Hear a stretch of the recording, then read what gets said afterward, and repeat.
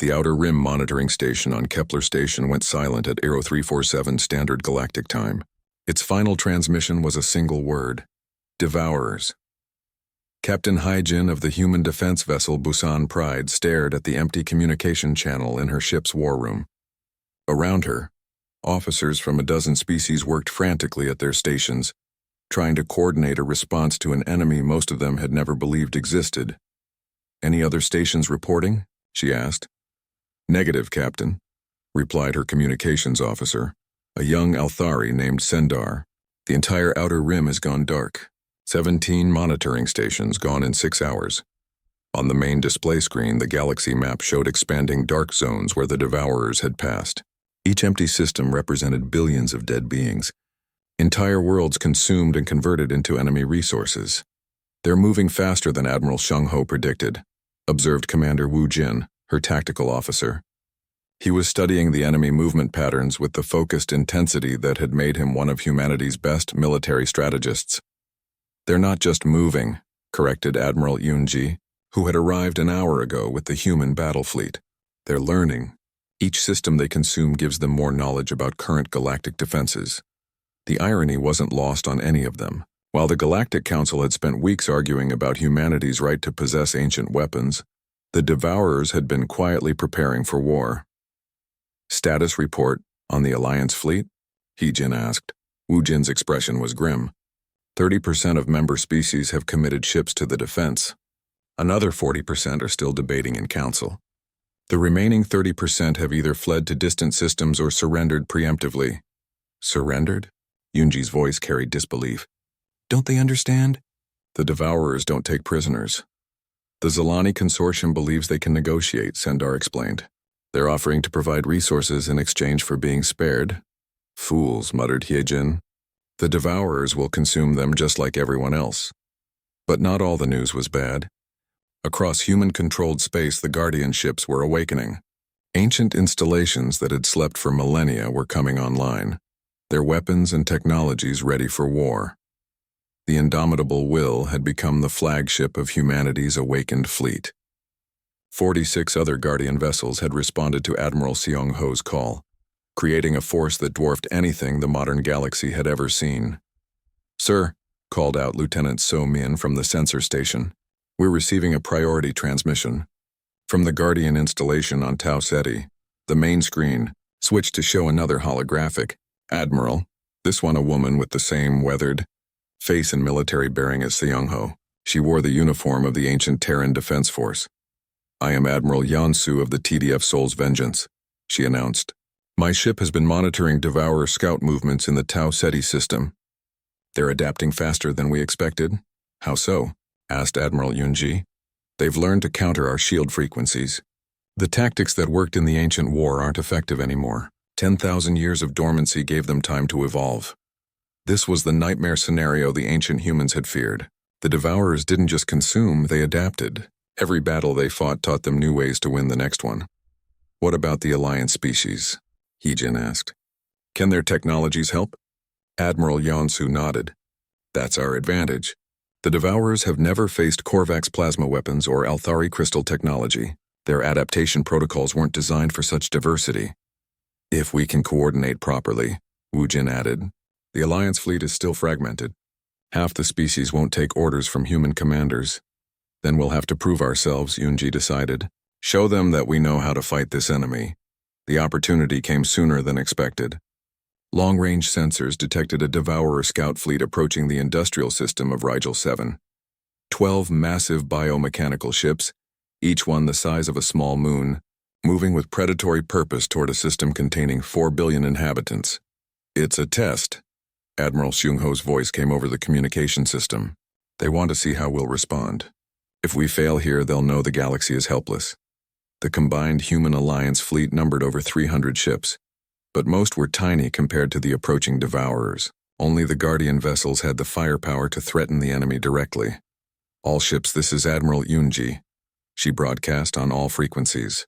"We know many of you have never seen combat like this. The Devourers are unlike any enemy your species has faced. They don't just want to defeat you, they want to erase you completely." The fleet held formation as they moved to intercept. Human Guardian ships formed the core, their ancient weapons powered and ready. Around them, the diverse vessels of the Galactic Alliance, sleek Althari crystal ships, heavily armored Korvax battlecruisers, fast Vrex destroyers, and dozens of others. Enemy contact in 10 minutes, reported the sensor officer. Through the fleet, tensions ran high. Most of the alien crews had never worked with humans in combat. The Guardian ships were impressive, but would ancient technology be enough? The Devourer scouts emerged from hyperspace like nightmares made real. Their ships weren't built, they were grown, organic curves mixed with mechanical precision. Tentacles writhed along their hulls, and their surfaces pulsed with veins of energy. "My God," whispered a Vrex captain over the open channel. "What are those things?" "Your death if you let them be," Admiral Sung-Ho replied calmly. "All Guardian ships engage enemy formation. Alliance vessels support patterns and watch for adaptation. The ancient human warships opened fire first. Energy beams that could crack planets lanced out, striking the lead Devourer ship. For a moment it seemed the weapons would work as they had millennia ago. Then the enemy adapted. The Devourer's hull shifted, becoming reflective. The next energy beam bounced harmlessly away. Other enemy ships began changing as well, their surfaces rippling as they modified themselves to counter human weapons. "They're learning our frequencies," called out Admiral Yonsu, switching to kinetic bombardment. The Guardian ships shifted tactics, firing massive projectiles instead of energy weapons. But the Devourers adapted to that too, growing armor plating that absorbed the impacts. "This isn't working," Wu Jin observed. "We need something they can't adapt to." That's when Captain Veltar of the Korvax battleship Blood of Warriors made his move. Human ships maintain fire to keep them distracted. Korvax fleet, plasma bombardment on my mark. The Korvax had developed plasma weapons that worked differently from human energy beams.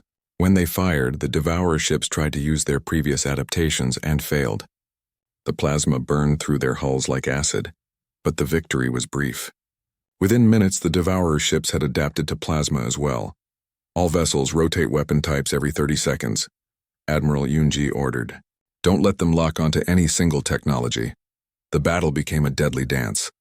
Human ships would fire energy weapons. Then Althari vessels would follow with crystal resonance beams.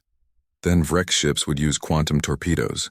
Each species contributed their unique technologies, keeping the Devourers constantly adapting, but never fully countering everything at once. Slowly, the tide turned. One Devourer ship buckled under the constant barrage of different weapon types. Then another. The enemy formation began to break apart. "They're retreating," reported the sensor officer with surprise. "No," Admiral Sung-Ho corrected grimly. "They're reporting back. Everything we just did, every weapon we used, every tactic we tried, it's all being transmitted to the main Devourer fleet." The victory felt hollow. Yes, they had driven off the scouts, but at a terrible cost. The enemy now knew exactly what the galaxy could bring against them. "At least we proved something else," Admiral Yunji said to her fleet. "We proved that together, the species of this galaxy can fight as one. Human, Korvax, Althari, Vrex. When we coordinate our strengths, we're stronger than the sum of our parts."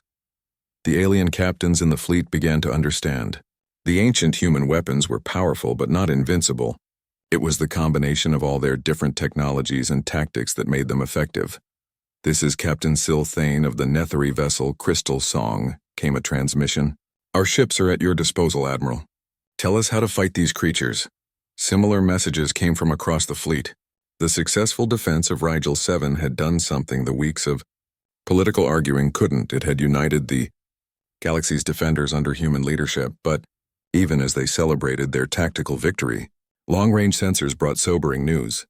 The main Devourer fleet was enormous. Thousands of ships, some larger than space stations. They moved in perfect formation toward the galaxy's core, consuming every system in their path. "How long until they reach the core worlds?" asked Captain Hyojin. 3 months, Admiral Sung-Ho calculated. "Maybe less now that they're moving at full speed. Then we have 3 months to turn a collection of frightened alien fleets into an army that can fight the greatest threat the galaxy has ever known," Admiral Unji said. Around them, the stars seemed dimmer than before. Somewhere among them, ancient enemies approached with terrible purpose. But for the first time in 10,000 years, humanity wasn't facing the Devourers alone. Taman was studying a control panel when everything went wrong. He touched what looked like an activation switch, and suddenly the entire ship came alive. Lights blazed to life throughout the massive vessel. The floor vibrated as ancient engines powered up for the first time in thousands of years. Deep thrumming sounds echoed through the corridors, the heartbeat of an awakening giant. "What did you do?" Hyunwoo shouted over the noise. "I don't know." Taemin backed away from the control panel. "I just touched it." Alarms began sounding. Not warning alarms, but welcoming chimes. The ship's computer screens lit up with cascading displays of information. Status reports flowed across monitors in a dozen languages, but primarily in Korean. "All primary systems online," announced a voice from the ship's speakers. It spoke Korean with a slight accent they couldn't identify. "Environmental system stable. Defensive system standing by. Welcome back." The team looked at each other in shock. The ship thought they belonged here. "Detecting human life signs on the bridge," the voice continued. "Initiating revival protocol for command staff." "Revival protocol?" Mina asked nervously. Their answer came from the main display screen. Light began gathering in the center of the bridge. Not ordinary light, but something that seemed to have substance. It swirled and condensed, forming the shape of a man. The hologram was tall and stern-looking, wearing what appeared to be a military uniform. His face was weathered with age and battle scars. When he spoke, it was with the voice they had heard from the speakers. "I am Admiral Sung-ho, final commander of the TDF Indomitable Will," the figure announced. His eyes scanned the small group of humans on his bridge. "You are not my crew." "No, sir," Hyunwoo replied automatically. Something about the hologram demanded respect. "We're explorers from Earth. The year is 2387. Admiral Sung-ho's expression changed from stern to confused. 2387? That's... He paused, apparently calculating. "Impossible. The war ended in 847 of the old calendar. It's only been..." Another pause. 10,000 years? "Yes, sir." The hologram flickered as if the ship's systems were struggling with the information. 10,000 years. The children survived. They reached the stars again. Admiral Seung-ho looked at each of them carefully. "Your names, they're Korean. Are you from the Seoul colony?" "Seoul is a city on Earth," So-young explained. "Our homeworld, Earth?" The Admiral's confusion deepened. Sol 3 was a preservation world. No advanced technology was allowed. "How did you achieve spaceflight?" Jin-ae stepped forward. "Admiral, we think you need to understand something. We don't know about any other Earths. As far as we know, there was only ever one, and humans developed from primitive origins on that world." Admiral Sung-ho was quiet for a long moment. His holographic form flickered as he accessed the ship's databases. "Accessing long-term storage. Protocol 7 files. Oh." His expression grew sad. "Oh, my children. What did we do to you?" "What do you mean?" Hyunwoo asked. "Protocol 7 wasn't just about hiding the seed colonies," the Admiral explained. "It was about erasing all evidence of our existence. We couldn't just hide you from the Devourers, we had to hide you from yourselves. If there were no records of advanced human civilization, then even if the Devourers found you, they would see only primitives. Not worth consuming. You made us forget our own history. We made you forget because forgetting meant survival." Admiral Sung-ho's voice carried the weight of an impossible decision. Every seed world was given the same treatment. Genetic templates for baseline human populations. Basic tools and knowledge. Instructions to develop naturally, slowly. And memory wipes so complete that even your genetic instincts forgot the stars. The implications hit them like a physical blow. Everything they thought they knew about human history was a lie. They weren't a young species reaching for the stars for the first time. They were the children of refugees finally returning home. "The other colonies?" Mina asked. "Are they out there?" Admiral Sung-ho nodded. 17 seed worlds. If Protocol 7 worked, they should all be developing at roughly the same pace. Some might be ahead of Earth, some behind. But all of them should be reaching spacefaring capability around this time period. That's why the ship responded to us, Taemin realized. It was programmed to wake up when humans returned to space. Exactly. The Indomitable Will and dozens of other Guardian ships were left behind to wait, to watch, to be ready when our children came home. The Admiral's expression hardened. Because we knew that someday the Devourers would return too. Dong-hyun had been studying the tactical displays. "Admiral, these weapon systems, they're beyond anything the current galactic civilizations have. What exactly were these devourers? The main screen changed, showing images that made the humans sick to look at. Massive biomechanical ships that looked like they were grown rather than built. Creatures that seemed to be part machine, part living tissue, part something else entirely. The devourers consume civilizations, Admiral Sung-ho explained. Not just the people, the knowledge, the culture, the very concept of what that species was. They don't just kill, they erase. Every world they touch becomes part of them. Every species they encounter becomes another tool in their arsenal. Where did they come from? So Young asked. From outside the galaxy. They had already consumed 12 other galaxies when they found ours. We fought them for 300 years, but they just kept coming. Every victory we won, they learned from. Every defeat they suffered, they adapted. The screen showed battle scenes. Human fleets fighting desperately against overwhelming odds. Ships like the indomitable will-facing swarms of devourer vessels. Worlds being consumed, turned from living planets into industrial centers producing more enemy ships. In the end, we realized we couldn't win, the Admiral continued. So we chose to lose in a way that would let our children eventually win.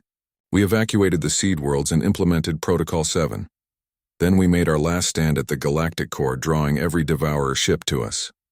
What happened? We lost, but we hurt them badly enough that they went dormant. The few survivors retreated to dark space between galaxies to heal and rebuild. We hoped they would never return. Hyunwoo felt a chill. But they will return, won't they? Admiral Seung-ho's hologram nodded grimly. The devourers are patient. They can wait thousands of years if necessary. But now the galaxy is alive again. New civilizations, new technologies, new sources of energy for them to consume. They'll sense it eventually. How long do we have? Unknown. Could be decades. Could be tomorrow. That's why the Guardian ships were left behind. When our children returned to space, we needed to be ready to teach them how to fight. Mina looked around the bridge at all the advanced technology. Can we win this time? Alone? No, the current human population is too small, too scattered. But you're not alone anymore. The galaxy is full of species that didn't exist during our war.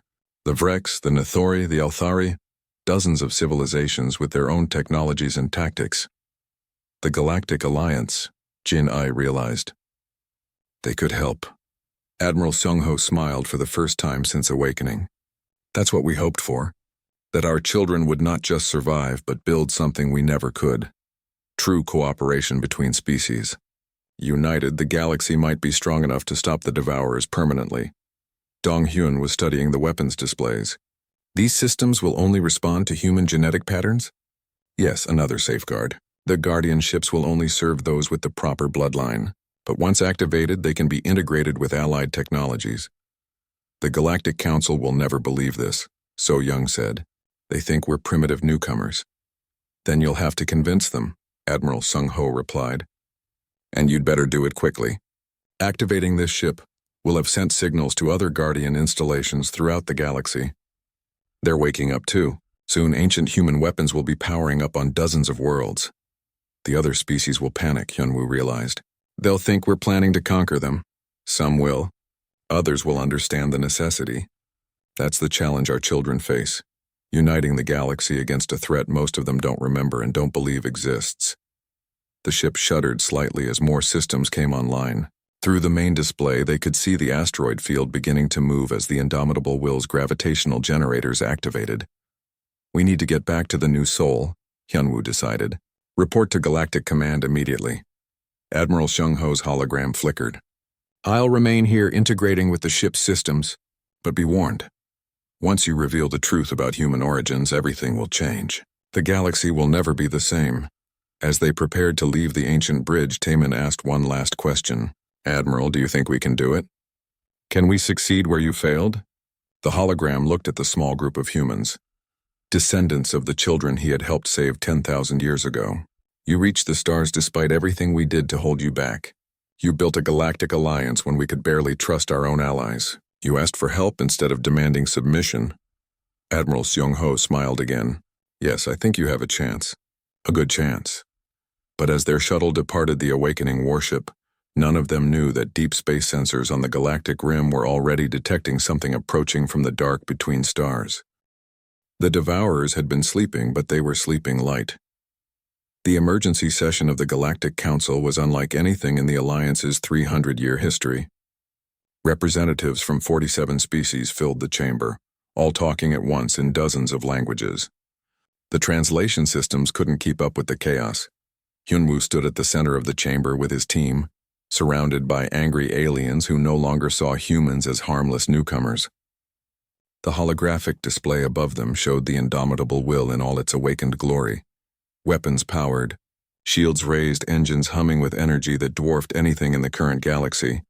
"This is impossible," roared Kethvar, the Vrex representative. His reptilian face was flushed with anger and fear. "Humans have been in space for 4 centuries, not millennia." "The evidence is clear," Hyunwoo replied calmly. "The ship's records, the technology, the genetic samples, all prove that humans are not newcomers to this galaxy." Councillor Veltar of the Korvax Empire stood up, his warrior's pride clearly wounded. "You expect us to believe that the species we've been protecting and guiding are actually our elders? That you've been pretending to be primitives?" "We weren't pretending," Janae explained. "We didn't know. Our ancestors made sure we forgot everything to protect us from the Devourers." The mention of the Devourers caused a ripple of unease through the chamber. Several species had legends about galaxy-consuming monsters, but most considered them myths. Silthane, the crystalline Nathori ambassador, chimed softly. "Even if we accept your claims, what gives you the right to awaken such weapons? The indomitable will could destroy entire star systems." "Because the Devourers are coming back," So Young said simply. The chamber fell silent for a moment. Then the shouting began again, louder than before. "Impossible. Ancient mythology. Human lies to justify their weapon buildup." Elder Quendal of the Althari raised his ancient hand for silence. His species lived for thousands of years, and he was old even by their standards. "I have heard whispers of such creatures in the oldest songs. Devourers from the void, consumers of worlds, but they are legends, stories to frighten children. They're real." Admiral Sung-ho's voice cut through the noise. His hologram appeared in the center of the chamber, transmitted from the indomitable will. "I fought them for 3 centuries. I watched them consume entire civilizations." The sight of the ancient human admiral caused another wave of chaos. Some representatives demanded to know how a hologram could appear in their secured chamber. Others accused humans of hacking their systems. "The proof is in your own records," the admiral continued. "Every species in this galaxy has legends of a great darkness, a time when the stars went out. That was the Devourer War. We erased the records to protect the seed worlds, but echoes remain." Taman activated his tablet, displaying research he'd compiled on the flight back to Harmony Prime. "We found references in 17 different species' ancient texts. The Vrex call them Star Eaters. The Altari songs speak of the hunger between. The Korvax war poems mention enemies of all life. Myths and legends," dismissed Councillor Zarthek of the Merchant Zelani Consortium. But his voice lacked conviction. "Not myths," said a new voice. Everyone turned as a figure entered the chamber. An elderly Althari female, even older than Quendal. She moved slowly, supported by 2 younger members of her species. "Elder Kasara?" Quendal stood in respect. "You have not attended council in centuries." "Because there was no need," she replied, her voice ancient and tired. "But now the children speak of the dark time, and I must bear witness."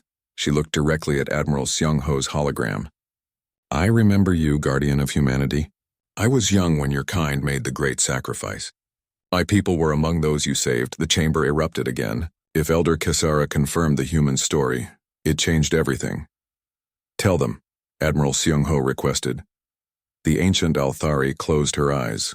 10,000 years ago, when my people were barely past stone tools, great ships came from the stars. They were beautiful and terrible, crewed by beings who called themselves human. They taught us language, gave us technology, showed us the stars, but always they spoke of a great enemy that was coming.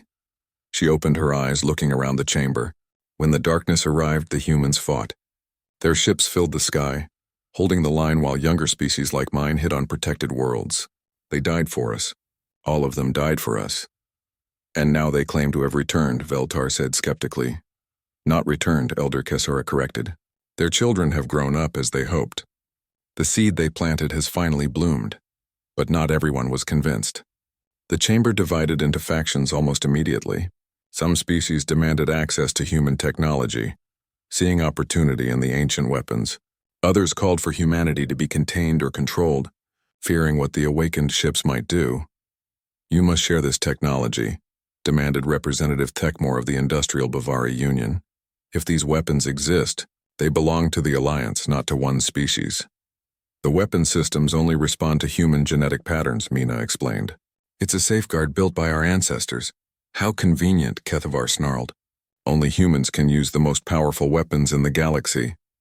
It's not about power, Hyunwoo protested. It's about survival. When the Devourers return, these weapons will be the only things that can stop them. But his words were lost in the growing chaos. The unity of the Galactic Alliance was cracking before their eyes. Some species began making demands. The Korvax wanted joint control of human military assets.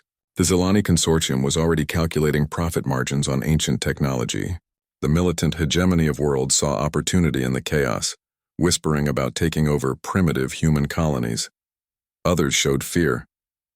The peaceful gardener species called for the immediate dismantling of all human weapons. The hive-minded collective worried that human technology might disrupt their shared consciousness. Only a few, like the Althari and some of the newer Alliance members, offered support. This is madness, So Young whispered to Hyunwoo. They're tearing the Alliance apart. She was right.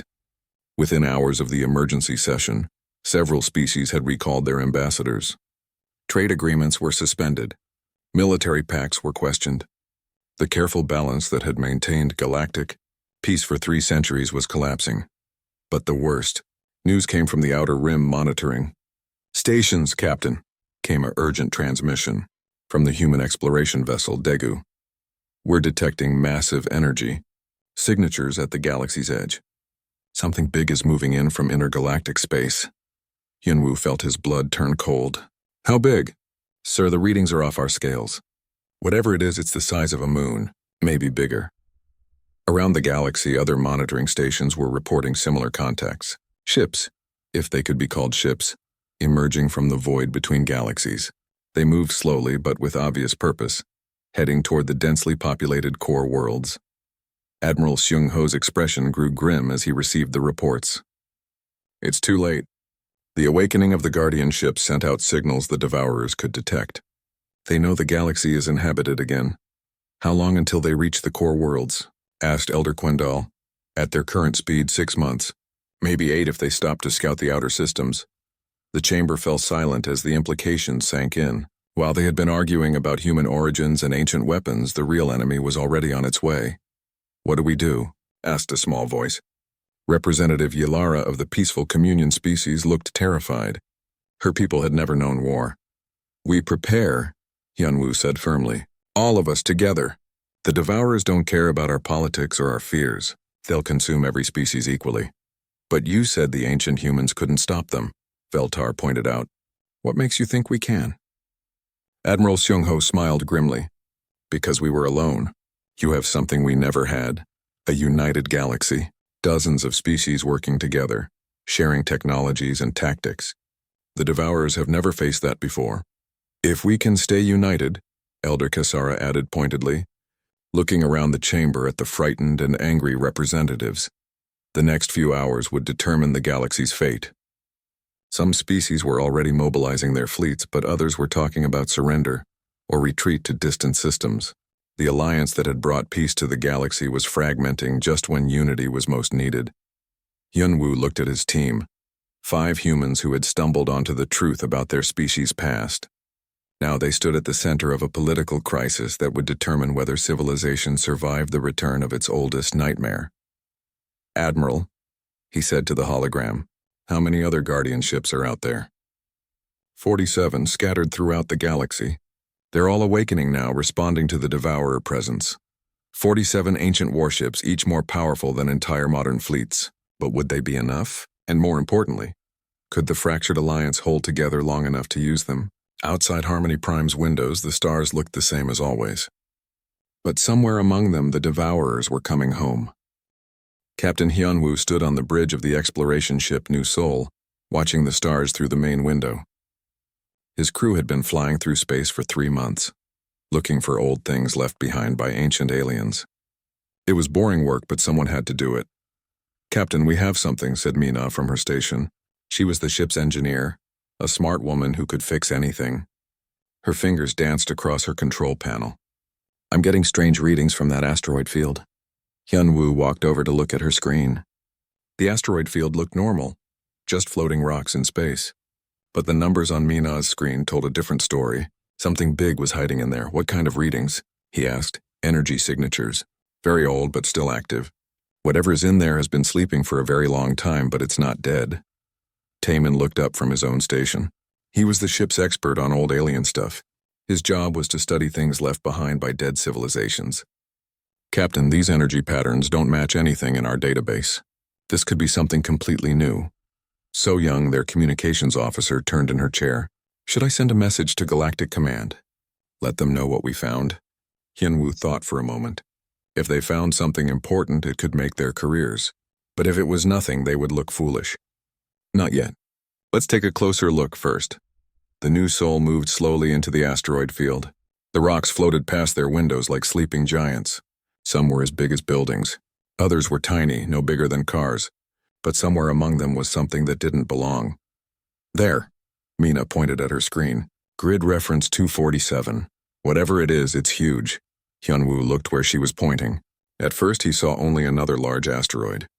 Then his eyes adjusted and he saw the truth. It wasn't an asteroid at all. It was a ship. The vessel was enormous, nearly 3 kilometers long. It was dark gray, almost black, and covered with scars. Weapon marks, Hyun-woo realized. This ship had been in a war. The hull was strange, with curves and angles that didn't look like anything humans or other galactic species built. My God, whispered Taemin. It's beautiful. Beautiful wasn't the word Hyun-woo would have used. The ship looked dangerous, even dead. It looked like it had been built for one purpose, to fight and win wars. How old is it? Hyun-woo asked. Taemin checked his instruments. Hard to say exactly. The materials are unusual, but based on the cosmic radiation absorbed by the hull, I'd say at least 10,000 years. Maybe more, 10,000 years. That was before humans even learned to farm back on Earth, before any of the current galactic civilizations existed. We need to report this, So Young said. This is the find of the century, Hyun-woo nodded. Send the data to Galactic Command. Full scans, all readings. Tell them we need a research team. 3 weeks later, they stood in the Great Council chamber on Harmony Prime, the main station of the Galactic Alliance. Representatives from dozens of alien species sat in circular rows, looking down at the small human delegation. The Vrex representative, Kethvar, was a large reptile-like creature with sharp teeth. He looked at the holographic display of the ancient ship and laughed. It was not a pleasant sound. You expect us to believe that some primitive species built this? Kethvar's voice was rough and mocking. Humans have been in space for what, 400 years? This ship is older than your entire civilization. The Nethori ambassador Silthane was a being made of living crystal. When she spoke, her voice sounded like music, but her words were not kind. The design is crude, probably just an old mining ship. Nothing more. Even Quendal, the ancient Althari elder who was supposed to be wise, shook his head. His people lived for thousands of years and were respected throughout the galaxy. Young humans, your enthusiasm is admirable, but this is not significant. Ancient debris is common in old systems. Hyun-woo felt his face grow hot with anger, but he kept his voice calm. With respect, the energy readings suggest advanced technology. This isn't debris. It's a warship, several aliens laughed. The sound echoed through the chamber like mockery. Warship. Kethvar showed his sharp teeth in what might have been a smile. What war could primitives have fought 10,000 years ago? Against whom? Counselor Veltar of the Korvax Empire leaned forward. His species were warriors, proud and strong. If this is truly a warship, then who built it? What species had such technology when the galaxy was young? No one had an answer. The oldest civilizations in the galaxy were only 5,000 years old. 10,000 years ago, the galaxy had been empty of advanced life. At least that's what everyone believed. The council voted to give the humans permission to study the ship, but with minimal resources. It was seen as busy work, something to keep the newcomers occupied while more important species handled real discoveries. You have 6 months, announced the council speaker, an ancient being whose species Hyun-woo couldn't even identify. Study your old ship. File your reports. Try not to break anything important. More laughter filled the chamber. Hyun-woo bowed politely, but inside he was burning with determination. They thought humans were just children playing with toys they didn't understand. They would learn how wrong they were, Later, in their quarters on the station, the crew gathered around a table. Mina poured drinks for everyone while they talked about their next steps. "They don't believe us," So Young said. "They think we're wasting their time." "Let them think that," Taemin replied. He was studying the ship's scans on his tablet. "Look at these hull patterns. The metal composition is unlike anything I've ever seen. This isn't just old technology, it's better technology." Mina nodded. "The energy readings are still puzzling me. Whatever powers that ship, it's not anything we use today. Not anything anyone uses today." Hyunwoo looked at his crew, his friends. They were good people, smart and dedicated. If the galaxy wanted to treat them like children, fine. Children often saw things that adults missed. "We go back tomorrow," he decided. "We board that ship, and we find out who really built it. What if it's dangerous?" So Young asked. Hyunwoo smiled. It wasn't a pleasant smile. It reminded So Young of the expression he'd worn when facing down pirates in the outer systems. "Then we'll be very careful. But we're going aboard. That ship has secrets and I intend to find them. The galaxy thinks humans are newcomers who don't know anything about the ancient past. Maybe it's time we learned our real history." Outside the station's windows, the stars waited. Somewhere among them, an ancient ship held answers that would change everything. The humans just didn't know it yet. The ancient ship grew larger as their shuttle approached. Up close, Hyunwoo could see details that hadn't shown up on their scans. The hull wasn't just scarred, it was decorated with symbols and markings that looked almost familiar, but not quite. "Docking port is sealed," announced Mina from the pilot's seat. "But the hull integrity looks good. Whatever this thing is made of, time hasn't hurt it much." In addition to the original crew, they had brought 2 new team members. Jin-ae was a historian who specialized in dead languages and old cultures. Dong-hyun was a military analyst who understood weapons and tactics. If this really was an ancient warship, they would need his expertise. "Cutting through the airlock now," Mina reported. Sparks flew as her plasma cutter sliced through the metal seal. "And we're in." The airlock cycled and they stepped into darkness. Hyunwoo activated his helmet light, and the beam revealed a corridor that stretched away into shadows. The ceiling was high, too high for humans. Whoever built this ship had been tall. Then emergency lighting flickered on. "Motion sensors," Taemin said, checking his scanner. "The ship knows we're here." The lights revealed corridors that were both ancient and impossibly advanced. The walls were smooth, made from that strange dark metal. Symbols covered every surface, writing in a language none of them recognized. "The artificial gravity is working," noticed Dong-hyun. "After 10,000 years, that's incredible." They moved deeper into the ship. Every few steps more lights came on, leading them forward like a path. It was as if the ship wanted them to find something specific. "This way leads to what should be the bridge," Mina said, consulting the ship's schematics her scanners had mapped. "If this really is a warship, that's where we'll find the command center." The bridge doors were massive, 3 meters tall and thick as bank vault doors. But they opened smoothly when the team approached, revealing a command center that took their breath away. The bridge was huge, with dozens of stations arranged in levels. The captain's chair sat in the center, raised above the rest. Screens and displays covered every wall, though most were dark. The design was clearly military, built for commanding battles across vast distances. "Look at this," Taemin called out. He was standing near what looked like a weapons control station. "These targeting systems are more advanced than anything the Galactic Alliance has." Dong-hyun joined him, studying the displays. "These aren't just weapons, they're planet killers. Whatever this ship was designed to fight, it was serious." Jin-ae found something even more interesting. Near the captain's chair, symbols were carved deep into the metal. They were larger than the others, clearly meant to be important. "Can you read any of it?" Hyunwoo asked. "I'm trying. The symbols are familiar somehow, like I should know what they mean." Jin-ae ran her fingers over the carved letters. "Wait, this might be the ship's name." She worked with her translation program, comparing the symbols to thousands of known languages. Slowly, words began to appear on her tablet screen. "Indomitable Will," she read aloud. This ship was called the Indomitable Will. "Strong name for a warship," Dong-hyun commented. Whoever built this wasn't planning to surrender. So Young had been working at the communications station. "I'm getting some response from the ship's computer systems. The technology is strange, but I think I can access some basic functions." "Be careful," Hyunwoo warned. "We don't know what might happen if we wake up the wrong systems." Too late for careful, So Young replied. Her screen flickered to life, showing symbols scrolling past too fast to read. I've activated something. The computer is trying to communicate. The scrolling stopped. Words appeared on the screen, not in the alien symbols, but in perfect Korean. Welcome aboard the TDF Indomitable Will. Please identify yourself. The team stared at the screen in shock. TDF could mean Terran Defense Force. Terran was the old name for Earth, but that was impossible.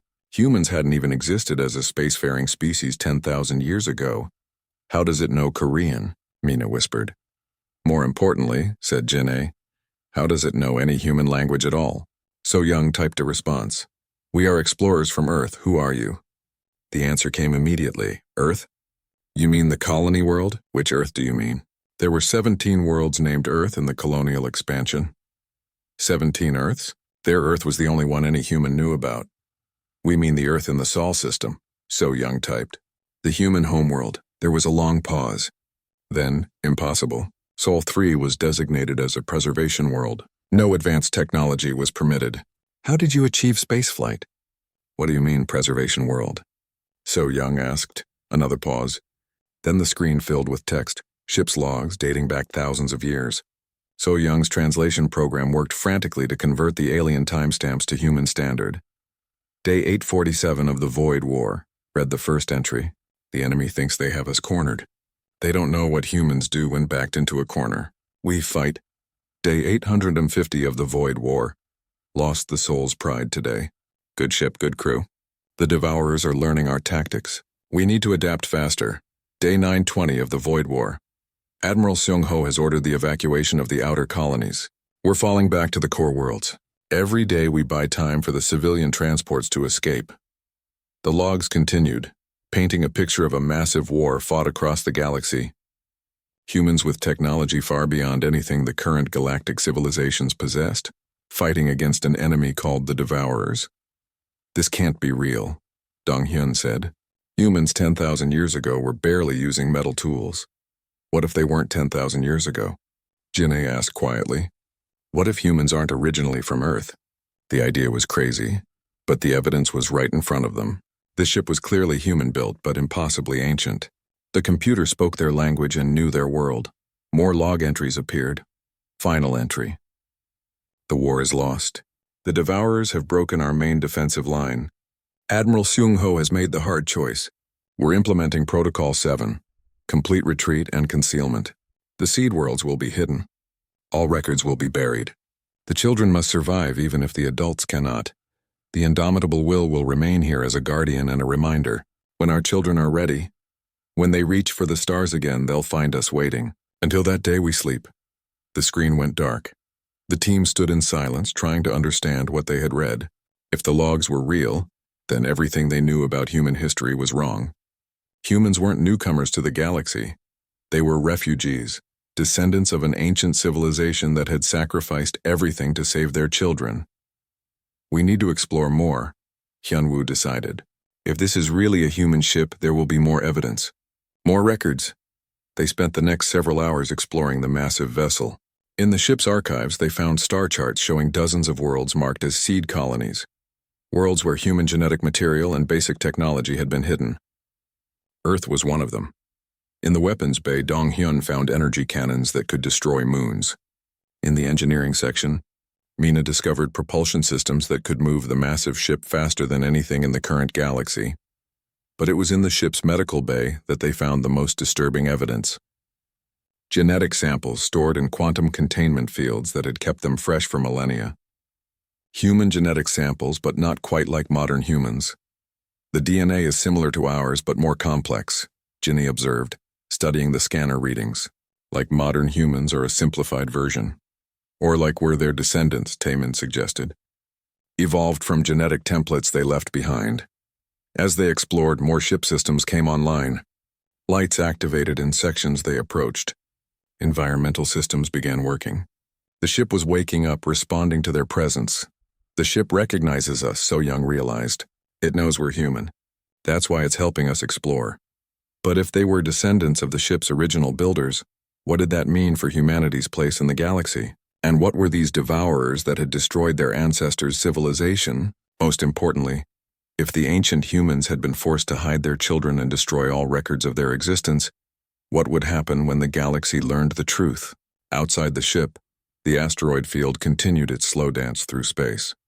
But inside the indomitable will, 5 humans from the colony world of Earth were discovering that they were not newcomers to the stars at all.